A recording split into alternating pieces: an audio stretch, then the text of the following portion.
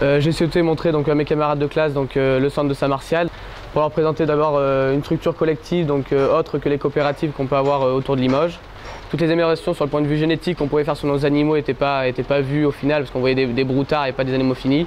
Donc là on peut d'abord voir nos animaux, le travail qu'on a réalisé et donc rapporter une plus-value qui est de l'engraissement sur nos exploitations et nous permettre de conforter nos revenus. Aujourd'hui on n'est plus sur des petites exploitations, il faut voir grand si on veut continuer à survivre. Là, ils voient de nouveaux projets pour permettre une meilleure rémunération des éleveurs et c'est important aujourd'hui parce que la rémunération des agriculteurs elle est assez faible aujourd'hui. C'est important de trouver de nouveaux projets et avec de nouvelles ambitions. Ça permet une activité et de renforcer les liens entre les agriculteurs. On est parfois souvent isolés dans les fermes. Là, on peut plus se voir, mettre nos idées en commun. Ça permet quand même une valorisation du produit parce qu'au final, il faut quand même parler d'économie.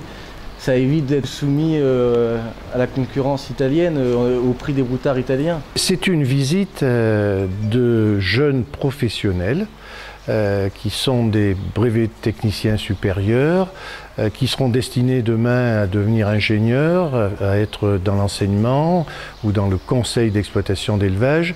Leur présence aujourd'hui avec leur encadrement montre l'intérêt qu'ils portent à ce schéma d'élevage. C'est un véritable modèle qui donne une très bonne image de marque à l'élevage dans notre région et à notre communauté de communes.